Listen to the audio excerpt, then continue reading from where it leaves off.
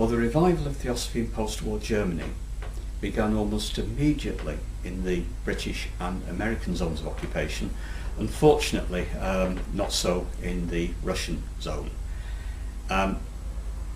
Germany was treated as an international pariah for several years after the war. And in fact, in 1948, they were excluded from the London Olympics.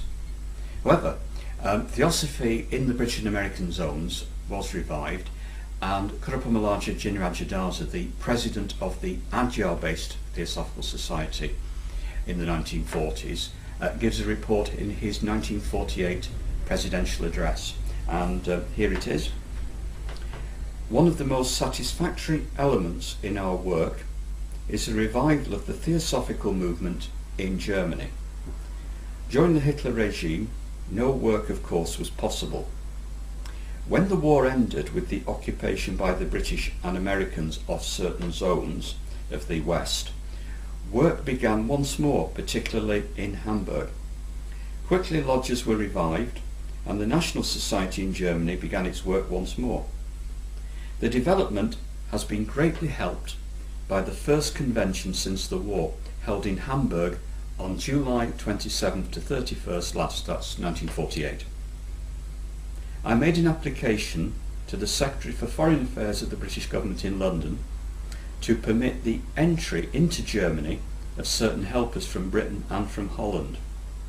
And with the support of two old members, once General Secretaries, Dr. L. Hayden Guest and Mr. Peter Freeman, both now members of Parliament in the Labour Party, permission was obtained for the entry into Hamburg of Mr. J. E. van Dissel, Secretary of the European Federation of National Societies, Mrs. Doris Groves, General Secretary for England, Professor J. N. van der Leij, General Secretary for Holland, and Mr. J. Krauschier, also of Holland. Except Mrs. Groves, the others could speak German well, and a most enthusiastic convention was held with delegates from lodges in British and American zones. The convention was specially delighted with the presence of and the help given by Captain Northam of the American military government, who came to the convention. His address made a deep impression on the members.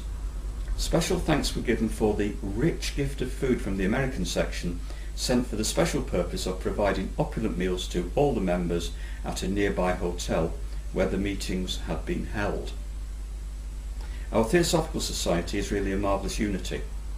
Members living in the Russian zone cannot meet as lodges. They have to remain unattached members of the German section. Well, that was the situation in Germany in 1948.